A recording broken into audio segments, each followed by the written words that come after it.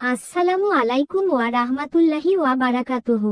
প্রিয় দর্শকবৃন্দ, আল্লাহর অসীম কুদরতের এক অনন্য নিদর্শন হল, কখনো কখনো তিনি তার প্রিয় বান্দাদের জন্য এমন ঘটনা ঘটিয়ে দেন, যেগুলোর মাধ্যমে মানুষের দৃষ্টিভঙ্গি বদলে যায়, তাকওয়া বাড়ে, আর দুনিয়ার অহংকার ভেঙে যায়। আজ আমরা শুনব সুলাইমান আলাইহিস সালাম এর জীবনের এক হৃদয়স্পর্শী ঘটনা। একদিন সুলাইমান আল্লাহর অনুমতিতে এক সাধারণ পরিবারের মেয়ের সাথে সাক্ষাৎ করলেন। সে মেয়ে ছিল এক জেলের কন্যা, খুব সাধারণ, দুনিয়ার কোন জৌলুস নেই, রাজদরবারের কোনো পরিচয় নেই। কিন্তু তার হৃদয় ছিল ঈমান, ছিল পরহেজগারি, আর আল্লাহর প্রতি খাঁটি ভালোবাসা।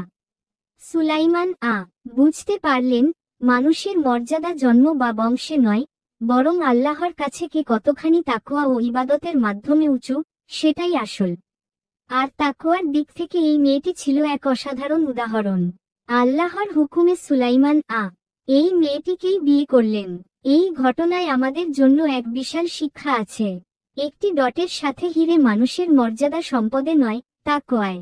একটি ডটের সাথে হিরে আল্লাহ যার কদর বাড়িয়ে দেন, তাকে কেউ ছোট করতে পারে না। একটি ডটের সাথে হিরে দুনিয়ার আসল সৌন্দর্য হল ঈমান ও নেক আমল। তাই আসুন প্রিয় দর্শকবৃন্দ, আমরা বংশ, ধন সম্পদ বা দুনিয়ার জৌলুস দেখে কাউকে ছোট বা বড় না করি। আল্লাহর কাছে মর্যাদার আসল মাপ